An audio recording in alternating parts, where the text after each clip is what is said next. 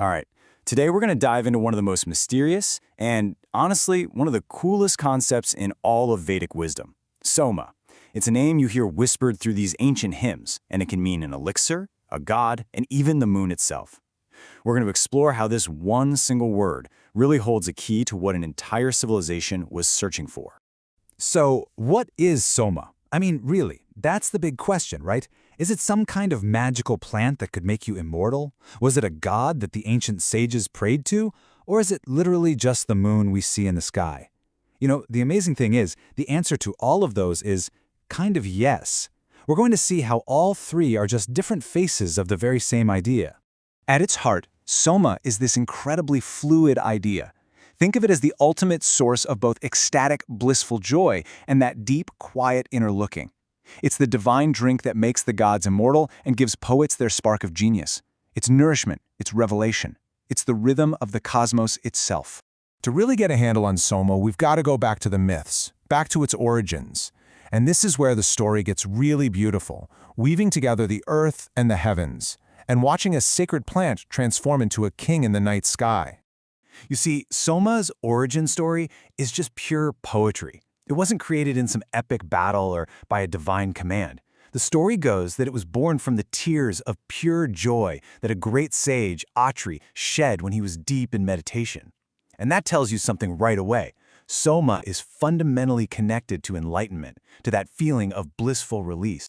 So just picture this. A special, almost mythical plant, growing way up high in the mountains. Its stalks are crushed between stones, and out comes this golden, heavenly juice. This wasn't just a beverage, you know. It was a sacrament. It was the bridge that connected regular people to the realm of the gods. It gave warriors their strength and mystics their profound visions.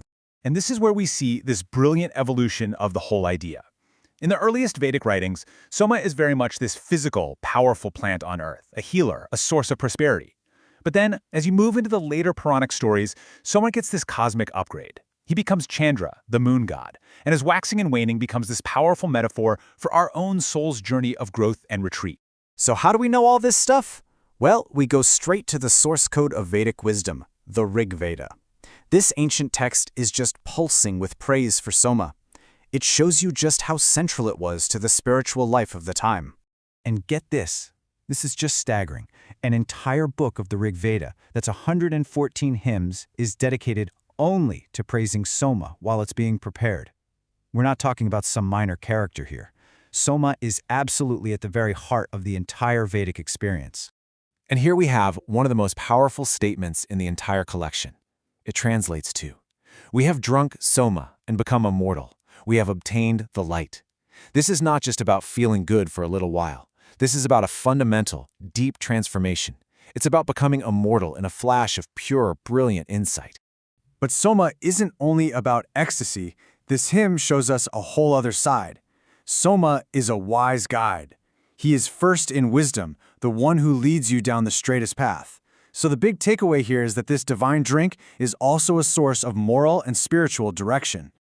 Now, this idea was so profound, it didn't just stay locked away in ancient books. No, it was actually mapped onto the night sky, and it became a living, breathing influence in Vedic astrology, or Jyotisha, where people believe it still shapes our personalities today. Soma's energy is said to be most potent in a particular part of the sky, a lunar mansion called Mrigashira, and that name means the deer's head. The symbolism is just perfect, right?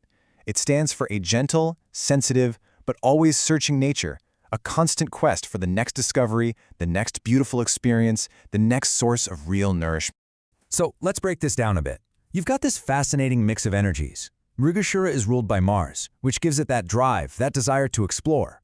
But that's balanced by Soma's calming, lunar nature, which creates this sort of grounded curiosity. Its inherent quality, or guna, is tamas, which points to a deep internal search. The constitutional energy, or dosha, is vata. Think fluid, quick thinking. And its animal symbol is the serpent, which suggests an intimate, intuitive, and maybe a little elusive nature. So what does this actually look like in people who are born with this strong influence? Well, they're often your natural researchers, your poets, your healers. They're these eloquent, empathetic explorers. But that same deer-like searching energy can sometimes come out as being a bit fickle, or having this constant, unquenched longing, always searching for that next Soma. And all of this brings us right to the heart of what Soma really means for us, right here, right now. The original plant? Well, that might be lost to history, but the idea behind it is more relevant than ever. It speaks to our own deep, eternal thirst for something more, that universal quest for our own Amrita, our own personal nectar. Here's the bottom line. The search for Soma, whether it's a plant, a god, or the moon, is really just a beautiful metaphor for the human soul's endless quest for fulfillment. It's that deep-down drive to find our own inner nectar, our own sense of immortality, whether we find that in knowledge, in art, in love, or in our own spiritual journey. And so that really just leaves us with one final question to think about. Soma was the deer's head star, always searching through the forest. So as you make your way through the huge, complicated forest of your own life, what is it that you're really searching for? What is your Soma?